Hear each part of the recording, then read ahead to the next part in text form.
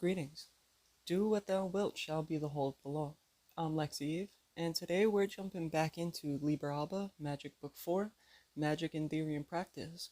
Today I'm going to be going over Chapter 1, The Principles of Ritual. What is ritual? Technically, you can think of it as anything that one does habitually. By definition, it is, quote, a religious or solemn ceremony consisting of a series of actions performed according to a prescribed order, end quote. That's according to just a Google search.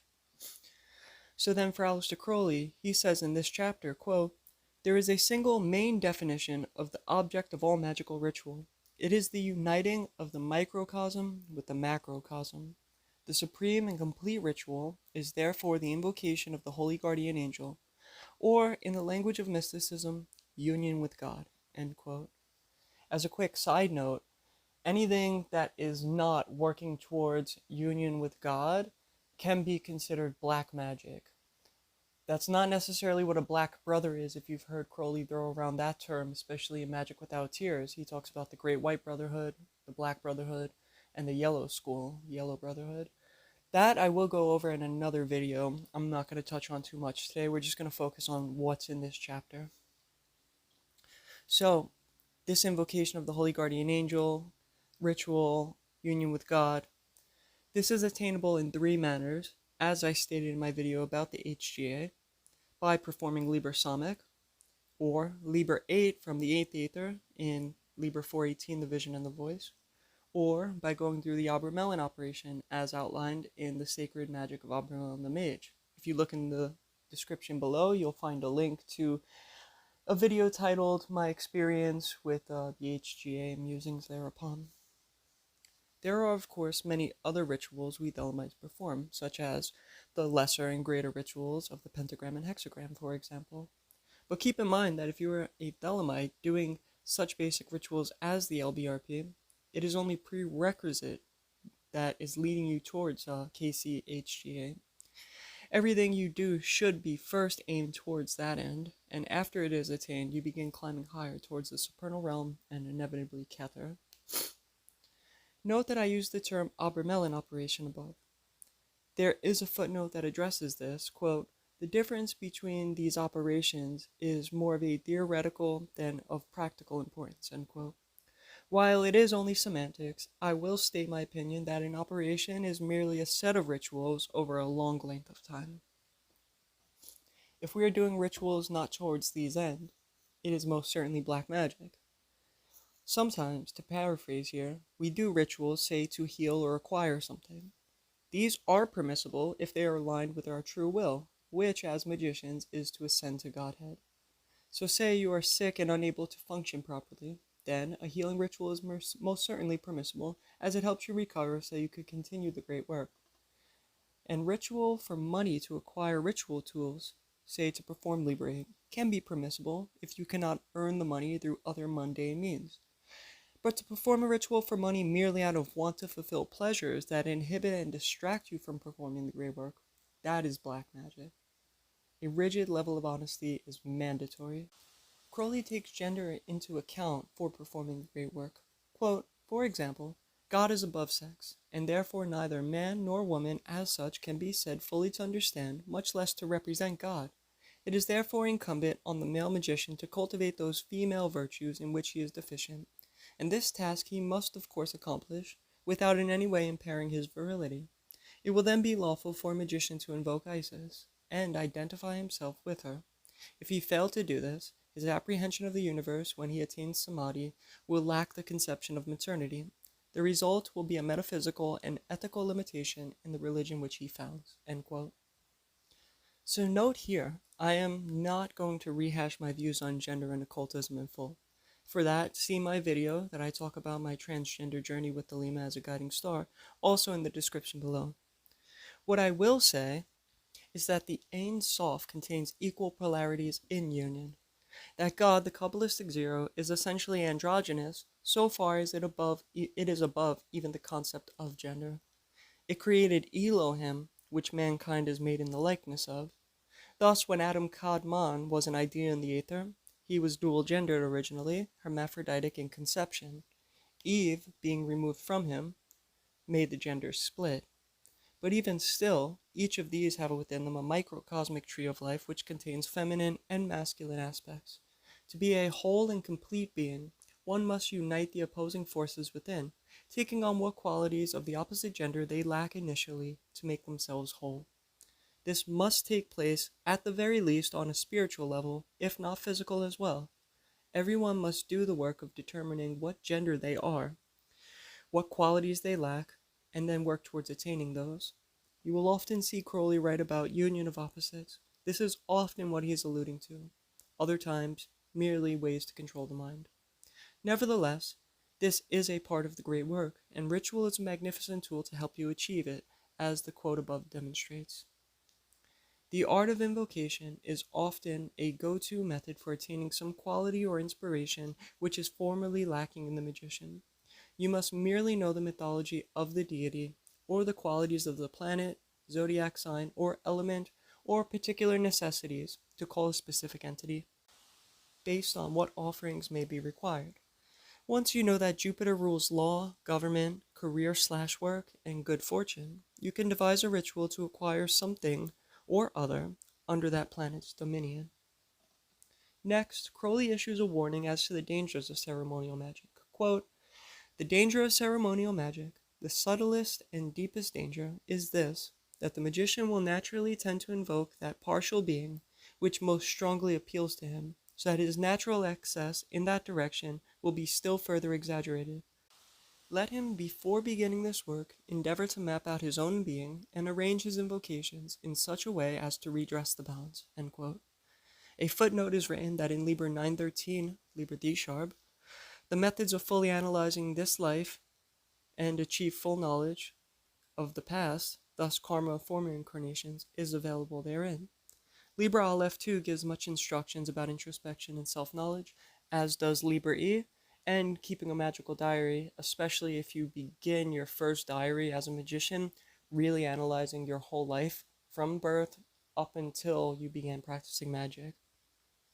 To continue on the dangers, quote, "To consider in a more particular manner this question of the nature of ritual, we may suppose that he finds himself lacking in the perception of the value of life and death, alike of individuals and of races, which is characteristic of nature. He has perhaps a tendency to perceive the first noble truth uttered by Buddha, that everything is sorrow. Nature, it seems, is a tragedy. He has perhaps even experienced the great trance called sorrow. He should then consider whether there is not some deity who expresses this cycle, and yet whose nature is joy. He will find what he requires in Dionysus." End quote. To simplify these two quotes, what Crowley is saying is that by invoking a needed quality, there is a chance of over-exaggeration in that quality for a short time, or you may delude yourself into invoking what you want based on what you already have and you want more of, as opposed to what you lack. So either case could be followed by a relapse into lack of quality. You want to gain a full insight of what you need and devise a means to keep the needed quality, but in the proper proportion. In the example given by Crowley about the high degree of the trance of sorrow, that one can never know the true nature of the universe, therefore they can never attain it in a way that their mind can grasp. They fear they will die over and over only to be reborn into another life of pain and ignorance. Or, even should they attain joy, others will. They fear that for humanity this cycle is endless. Oh, the joke of Pan. In such a case, finding the way to true joy is mandatory. Crowley recommends working with Dionysus. I would add Pan, as well as any deity that can mingle in the flesh, but not be ruled by it. To take joy in the here and now endlessly, without fear or care. And yet, do what needs doing. Sorry if that is not the greatest of all answers, but it is the only answer, and you must come to it in your own ways. Quote, "Ra-Hor has descended into the animal soul, and the pillar is established in the void." End quote. The way to heaven is inward. Everything is permissible so long as it brings you joy, as Liber Zadi tells us. Not petty instant gratification. No. Actual, long-lasting joy that transcends wisdom. In between the above and the final points of this chapter, I just want to outline the various types of ritual that you will experience as a Thelemite, both in an order and or absolutely solitary. There are the foundational rituals you will do every day. These include the lesser and greater rituals of the pentagram and hexagram, solar adorations like Liparesh, and saying will at meals. Next, if you count mental exercises and yoga as rituals, there are too many of those to list, but to give a couple of examples, you could go through Libra E for asana, basically everything that I mentioned in part 1 of my Libra Opera talks. That would be a great start. Libra D Sharp is for long-term practitioners. Things like dharana, such as mentally visualizing the solar system planet by planet, and then paying definite attention to the mind, like Libra Jagoram. Also, viewing where thought comes from, destruction of thoughts, and balancing thoughts by their opposites. These classes of mental practices done habitually bring the mind to a state of peak performance and give you dominance over the mind, as opposed to having an untrained mind that wanders and rules you. There are ceremonial rituals that take more setup, and in this class are epiclesis rituals such as the Gnostic Mass, Libra 15, and Libra 44, the Mass of the Phoenix. Then there are invocations. These I will speak about in closing because Crowley gives the reader 3 methods of invocation at the end of this chapter. Now, for order members, I will classify 2 types of rituals that you will normally experience: initiation into an order and AA's oath signing and task list reception. Initiation, if right for you, and done in a good order by a good magician, has the power to do as it is called, initiate, to start up your spiritual system. This is much like turning the key in the ignition of a car and revving the engine once it's warmed up. If done correctly, this can open your eye and really set you on the right course for a disciplined path ahead. If done poorly or irresponsibly, well, imagine the jerk who wants to be so cool that he revs the engine before the engine is warmed up, scratching the cylinders and beginning the early destruction of their engine. The same thing can happen if you join an order and your initiator is not a well-disciplined, practicing magi. Only, the cylinders aren't replaceable like an engine. They are your psyche. And I don't need to describe what walking around with a fractured psyche looks like. So I also mentioned receptions of tasks and oath signing, as you would experience in AA. Being received into certain grades of AA where no formal initiation is required can still have a profound effect. For one thing, when you become a probationer, you are finally, after much student work, linking yourself to AA. It says in the oath, quote, "May the AA crown the work, lend me of its wisdom in the work, enable me to understand the work," end quote. This is very important. At the moment you sign that paper, you are linking yourself to the egregore of the AA and allowing the AA's current to enter your life and help you. In houses that initiate Afro-Caribbean traditions, it is said that it is a given a newcomer is going to make mistakes, but being linked to a house and having the beads of your Orisha parents helps protect you from direct repercussions or curses from other practitioners. The house itself is able to buffer or take on the whole of your ill karma that you might learn from your Tata or Babalao once you can tell them what went wrong, instead of being punished by an Orisha or spirit that sometimes doesn't care how fragile a human is. In my view, it's the same thing with AA. There is strength that comes to push you forward in your great work once you join the AA. You gain access to the wisdom of the saints, but also your karma.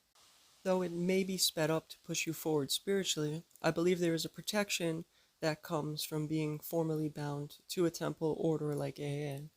Now, also in these oath signing task receptions where no formal initiation is required, there's still a process where you're sitting down with a teacher, you're going over your task list, you may be read a specific text, you may receive one of the holy books.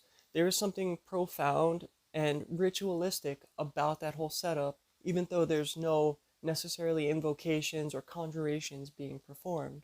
But this is something that many magi have gone through, and so there is something special about you going through that as well, that so many other people have gone through. It is ritualistic in its own way. I hope I gave enough examples. I could list more, but in a very general way, I believe this gives the listener a good idea of what it is to do ritual as a Thelemite. We draw near the end of this chapter. Crowley gives and explains 3 methods of invocation. I will do likewise. To begin, quote, there are 3 main methods of invoking any deity. The first method consists of devotion to that deity, and being mainly mystical in character need not be dealt with in this place, especially as a perfect instruction exists in Liber 175, end quote. Liber 175, Astarte, is a mix of Western ceremonial magic and Bhakti Yoga, union through devotion. I cover this text and Bhakti Yoga in full detail in a video on my channel that is linked in the description below. In short, you pick a love deity to work with for Liber Astarte, as it is ascribed to Netzach, the Sephiroth of Venus, which is love, and the vice is lust. Once you research your chosen deity in full, you set up a ritual or rituals via methods 2 and or 3.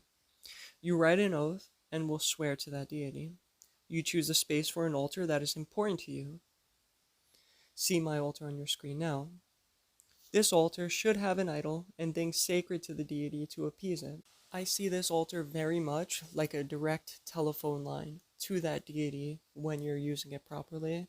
You're bringing the deity into that idol so that as you use the items that are on there, it's almost like dialing the number to have a direct line and communicate with that deity. You also use affirmation like prayer before anything and everything you do day in and day out, to dedicate your actions solely to your worship of the deity. For examples, waking, you begin your day, which will be dedicated to your worship by prayer. Cleaning up yourself is a libation that you are washed to not offend your deity. Before you eat, praying, letting the deity know that you are nourishing your body so it may be a fueled vehicle suitable to worship your deity. Reading, you are taking in knowledge about your deity that you may better serve it. And for Astarte, you also have a list of love texts. See my video? There's more, but I think you get the idea from here. Just everything you do throughout the day should be focused upon doing it for your deity. This is method 1 of invocation. Fully dedicating your life to the deity, so much so that inevitably you will find yourself in union, one and the same, with the deity. It is very much like becoming a temporary avatar of said deity, though an avatar is one who is technically a deity incarnated. They are that closely connected with it. Method 2, quote, is straightforward ceremonial invocation. It is the method which was usually employed in the Middle Ages. Its advantage is its directness, its disadvantage is its crudity. The Goetia gives clear instruction in this method, and so do many other rituals, white and black, end quote. I will analyze Crowley's example and explanation.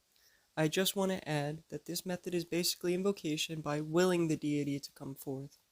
As we are agents of the divine, we have God in us, so by tapping into this part of our being, we have the power to force matter, or the spiritual substance, to do what we want, within the bounds of that piece of matter's or spiritual force's potential. This is why the archangels come to the quarters when called during the LBRP. Wood can be used to make a ship or a statue, but it cannot be forced or magically charged to be bronze or a steel sword. You could carve a wooden sword and imbue it with astrolite to give it the qualities of steel, if steel is not available to you, but the wooden sword astrally changed to represent steel will not hold up in a sword fight as a steel sword would, if you understand what I mean. So to give you Crowley's commentary here, he uses Bacchus as an example, quote, we find that the symbolism of Tifereth expresses the nature of Bacchus. It is then necessary to construct a ritual of Tifereth. Let us open the book 777. We shall find in the line 6 of each column the various parts of our required apparatus. Having ordered everything duly, we shall exalt the mind by repeated prayers or conjurations to the highest conception of the God, until, in one sense or another of the word, he appears to us and floods our consciousness with the light of his divinity. End quote. See Liber O, section 2 for further instruction. Quote, in the second method, identity is attained by paying special attention to the desired part of yourself. Positive, as the first method is negative. It is the potting out and watering of a particular flower in the garden and the exposure of it to the sun, end quote. The first method is much more passive as you appease the deity and become more like it until it is in you and you have its qualities. The second method is calling to it and using the force of ritual to bring it to you. Now the third method, quote, is the dramatic, perhaps the most attractive of all. Certainly, it is so to the artist's temperament, for it appeals to his imagination through his aesthetic sense. Its disadvantage lies principally in the difficulty of its performance by a single person, but it has the sanction of the highest antiquity, and is probably the most useful for the foundation of a religion. It is the method of Catholic Christianity, and consists in the dramatization of the legend of the god. In the case of Bacchus, one commemorates firstly his birth of a mortal mother, who has yielded her treasure house to the Father of all, and the jealousy and rage excited by this incarnation, and of the heavenly protection afforded to the infant. Next should be commemorated the journeying westward upon an ass. Now comes the great scene of the drama. The gentle, exquisite youth, with his following, chiefly composed of women, seems to threaten the established order of things, and that established order takes steps to put an end to the upstart. End quote. This is the method for actors and artists for certain. Note that where it says the Catholic Christianity uses this method, Crowley is referring to the portion of the Catholic Mass that performs the transubstantiation. The priest literally acts like Christ from the Last Supper when he addresses the disciples, turning the bread and wine into the body and blood of God. In the hymn to Pan, used as an invocation, is a very good example of this method in my opinion. You create the deity on the astral by reciting its qualities in a very visual way. You begin to act like the deity. You should, if possible, be dressed like Pan, full attire and makeup if necessary. You still use the magician's tables to set up the temple or altar if you feel like it, but the focus is more on you becoming the god by dramatizing its mythology.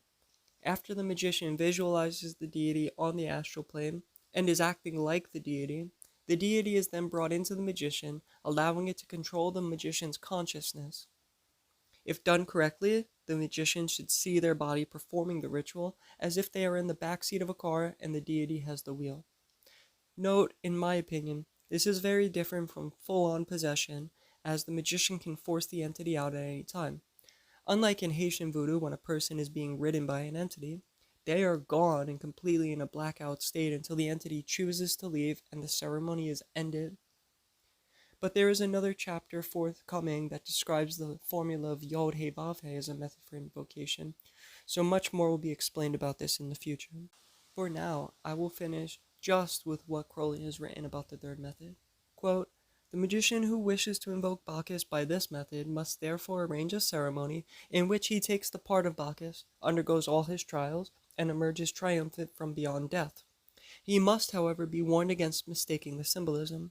The cross is a barren stick, and the petals of the rose fall in decay. But in the union of the cross and the rose is a constant succession of new lives.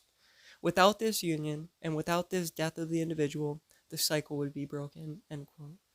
So to say this a different way, there is a danger of becoming too attached to the symbolism of the character's adventure and mythology lessons, which can distract from the deity itself. In the case of Bacchus, one may get caught up mentally with the life, death, and reincarnation allegory, and confuse that with invoking the deity. Each portion of the invocation must be kept in its proper place. The deity's lessons, a means to invoke the deity, not the whole purpose itself. Quote, in the third method, identity is attained by sympathy. It is very difficult for the ordinary man to lose himself completely in the subject of a play or of a novel, but for those who could do so, this method is unquestionably the best. End quote. So I think that sums up this chapter. Love is the law. Love under will. I'll see you in the next one.